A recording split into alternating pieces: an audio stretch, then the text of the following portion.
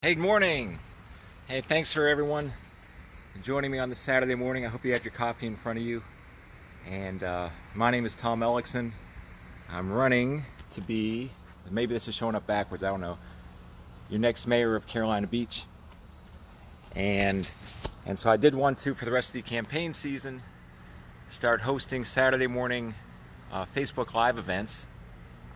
And so this is the very first in the series of the Facebook Live events, and I'd like to host them just for a half hour every Saturday morning from about 8:30 to 9. So you can get up in the morning, get your coffee, and relax and sit back and ask questions and maybe learn a little bit more about me and learn about my positions. So it's early, we're just getting started, and I think we're just going to wait for some more people to join. And but as we're waiting, I think again, each week, and I'll take suggestions from people, but each week we'll have different topics that we'll talk about. And being that this is the first week, I thought the great topic would be to introduce myself and learn a little bit about why I'm running for mayor and learn a little bit more about my background. And so you can make a decision for yourself whether or not you believe that I am qualified to be your next mayor. And so we'll just we'll get started here in a minute. And again, this is you can join us every week on Saturday mornings from 8:30 to 9 for the Facebook Live events. And it looks like the sun's starting to come out a little bit, so maybe we won't get rained on for our inaugural event here. So that'd be good. But anyways, I am running, again, Tom Elicson, running for mayor of Carolina Beach. And thank you for joining this Facebook Live event. And I'm just going to go over this morning, again, just the reasons I'm running for mayor and the qualifications that I have. And I think as people are still showing up, I think one other thing I'd like to point out is that we do have yard signs have come in. So if there's anyone interested in supporting my campaign and would like to put a yard sign out, just please let me know and we'll get those over to you. And so let me get started then. I see several people have joined, and this first week we'll take about the next half hour. I'll go over the reasons I'm running for mayor and my background, and you can give you enough information so you can judge for yourself as to whether or not you think I'm qualified to be mayor. And so to get started, the primary reason I'm running, when people ask me why are you running for mayor, I tell them the primary reason is that I think it's very important that the town be able to successfully complete many of the large infrastructure projects that we'll be undertaking in the next over the next several years. And I also believe that my experience, 30 years of engineering experience, where I'm responsible for managing large projects and making sure they get done right the first time, on a schedule and on a budget, I think that's very good experience for our next mayor to have in Carolina Beach, given all the large projects that we have coming up. And just to name a few, right? A few of the many projects. Of course, we will be finishing up the lake dredging project. We have bulkhead repairs in the marina we'll be undertaking, and we also will be addressing over the next several years. We'll be addressing stormwater and flooding issues up Canal Drive. So I just feel it's very important that we are able to successfully complete those projects without any major complications. And the second reason I'm running for mayor is that it's true that even though the mayor only has one vote, like everyone else on the council, I believe the mayor has as the chief executive, if you will, has an additional responsibility to make sure the town is running at a very high level.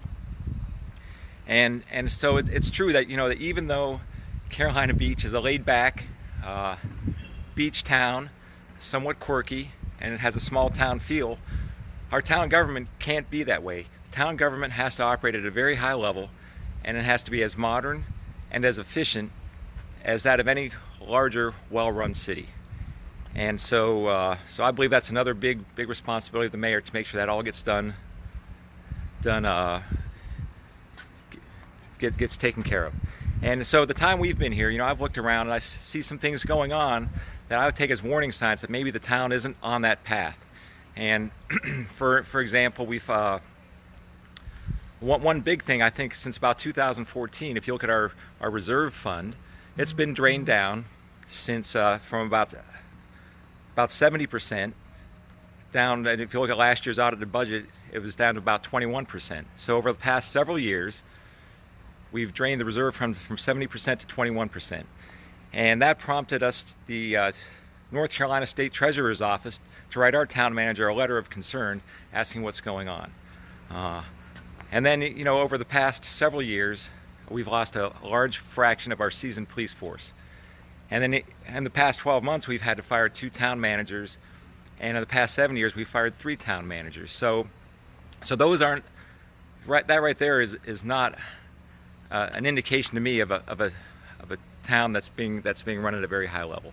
And there are other things. I think, of course, we have had struggled in the past with the infrastructure projects, and we keep pointing out the lake dredging as a prime example.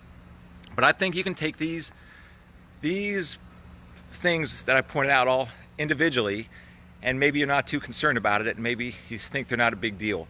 But I think they're all red flags. And so if you put them all together, I think it establishes a pattern for over a period of many, many years that maybe the town is not on the right track. And I also believe that is just screaming for new leadership. And so that's the second reason I'm running. And I do believe that I have the right background to provide the right leadership to get the city going in the right direction. And so I see we have several more people have joined. And so what we're doing here this morning, just to get everyone up to speed, this is my first of hopefully a weekly Facebook Live broadcast for the rest of the campaign season. And I'll be hosting them every Saturday morning from 8:30 to 9, so you can get your coffee, relax, and listen in and get this out of the way and get on with your day. And so we'll take up a different topic every day or every Saturday from 8:30 to 9 for a half hour, and you can feel free to suggest topics that you'd like to hear about. And since this is the inaugural event, I would just thought I'd take this first 30 minutes to introduce myself and tell everyone why it is that I'm running for mayor, and go over my qualifications and my background so you can decide for yourself whether you think I do have the right qualifications to be your next mayor. And so we just did go over, I think I just introduced myself and explained why I'm running for mayor. And we are broadcasting this morning from our backyard. My wife's watching. I was going to pan around, but I won't put her in the picture. And it's the sun's coming out, and so maybe it'll turn into be a nice day after all. Let me see. So I make the case that we need to make change, and then I also want to thanks CV. I appreciate your comments, and I will try to address your comments. If not now, I'll post this live video on the Facebook page later, and I can comment on that post and try to get back to some of your comments. So my background in general, before we moved here, we lived up in Hudson, Ohio, and I did serve on council up there. I was elected to council and served. And what I find interesting is that many of the problems that we have up there, it's a small town. It was a small town. It had about 20,000 people. But many of the problems you have up there are the same things I see as the issues that we're facing down here. And the first year I was in office, we had a $2 million budget overrun. And so what we did is we formed what we called a budget reduction committee. I was on that committee with another member of council and the town manager. And so we would meet on a weekly basis. Now the town manager there, as here, is the person responsible for putting together the budget. But you don't want to send the town manager off, especially in a situation like that, send him off or her off for 6 months, and then have them come back with this big plan, and maybe they've gone off, made a right-hand turn, and you were expecting them to make a left-hand turn. So we met on a weekly basis with the town manager. He could tell us what the areas that he was interested in, where he thought he could make some cuts and make savings without having major cuts to services. And so that turned out to be very successful. By the end of that first year, we did overcome that budget that budget overrun, and so that was a good thing. And so what that was allowed us to do in the following year, and this has other parallels, I think, to what's going on here in my area of the town. You know, there was a very the largest residential street in Hudson had about 100 houses on it, residential houses. But it was the longest street, but it was also the oldest and the most dilapidated street. It had lots of serious problems. It was narrow. Most of the streets were somewhere like 22 or 24 feet wide. This was an 18-foot wide street. It was low, and so every time it rained, the street would flood. There was no good sewer system there, so the sewage would actually back up into their houses, and these people, the original solution was for the town to put backflow valves on, but that meant whenever they had big rains, these people, they couldn't use their toilets, they couldn't use their showers, they couldn't really use anything. And so I would hear from these people all the time on a weekly basis. And so I did go on the street, I walked the street up and down with them, we put a case together, and in the second year, we did get through the budget a soup to nuts reconstruction of that road. And we were able to do that, I think, because we had a good handle on the budget from the first year. We were able to get that through without having to raise any taxes. So they reconstructed that road completely. They put in a lift pump. They repaved the road. They widened it. They put in lighting. So now it turned out to be one of the best roads in the town. So I'm just saying, that's my background. We have similar problems here. We have roads, maybe Canal Drive. Maybe the problems there are a little bit more severe than what we are facing. But I do have experience of working with the citizens on infrastructure projects, and I know how to get them through a town council and get them implemented. And the other thing, before we got that road put in, I would talk to these people, and I could see firsthand how people can suffer from flooding and from other things when the infrastructure doesn't keep up. And so that's very important. I feel very strongly that you have to serve the citizens, and you have to make sure that the infrastructure is keeping up with the citizens' needs. So those are the two big things that I had done on council there, and other things that we faced. We had many stormwater issues. We had cost overruns, budget issues.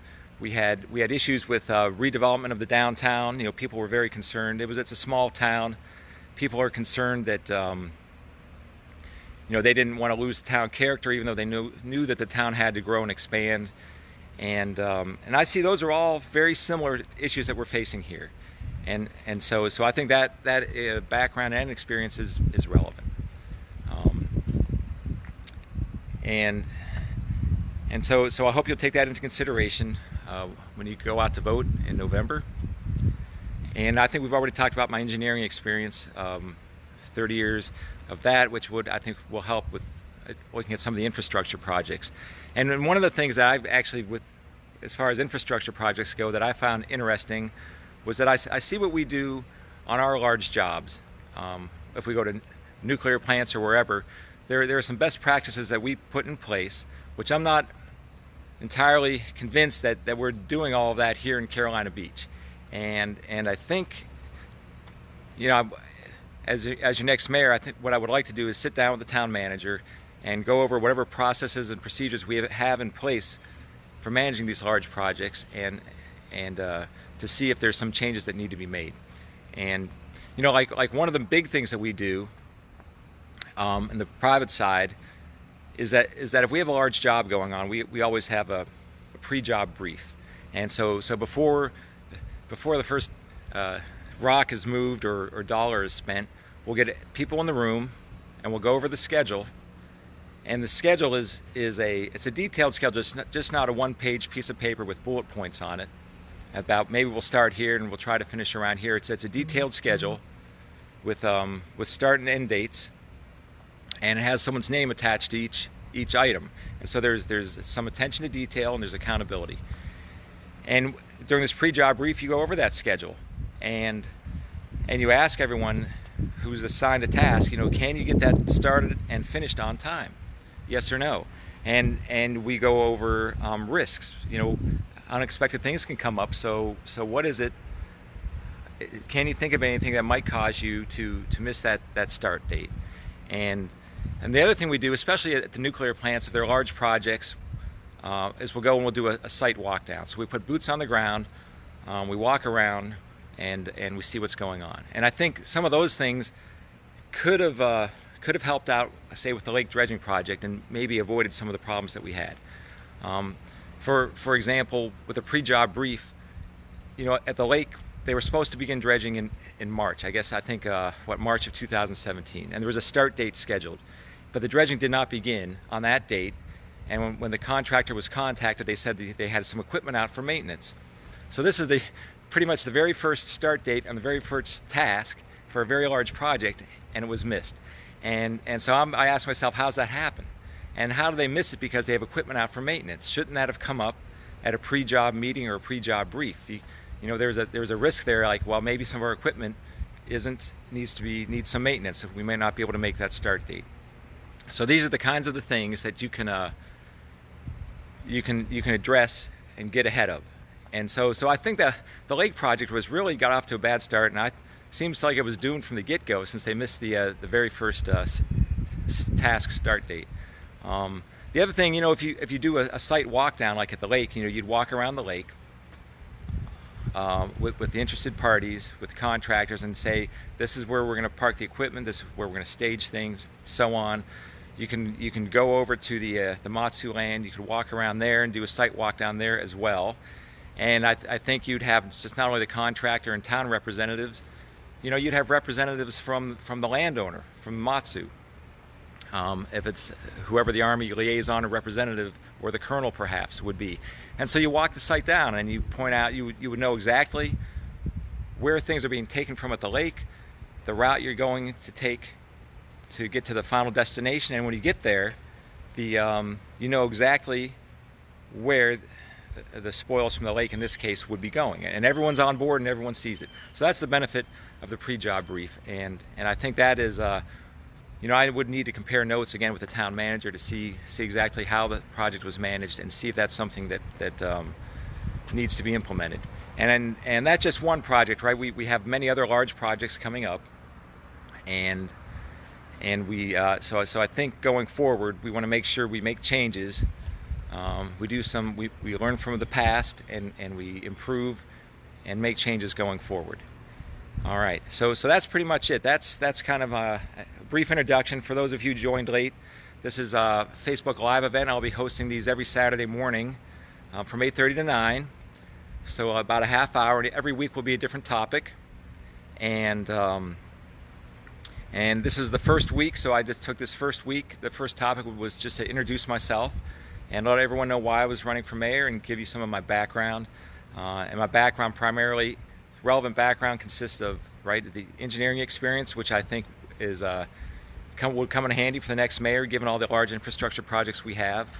And then my experience serving on a town council before, managing large budgets, working with others, and working closely with the town manager to overcome these budget overruns, and working with citizens to address the needs, the infrastructure needs that they were facing, and get projects successfully through council and successfully implemented.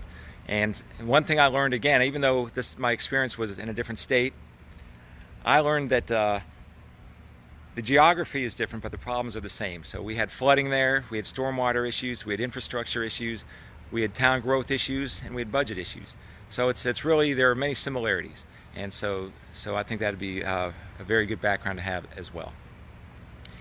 And again, for the rest of the election season, Saturday mornings from 8:30 to 9, I hope you can continue to join me. And I'm just going to check the time. And so if there's anything you'd like me to address, if you can type in comments or questions, and I'll try to address those.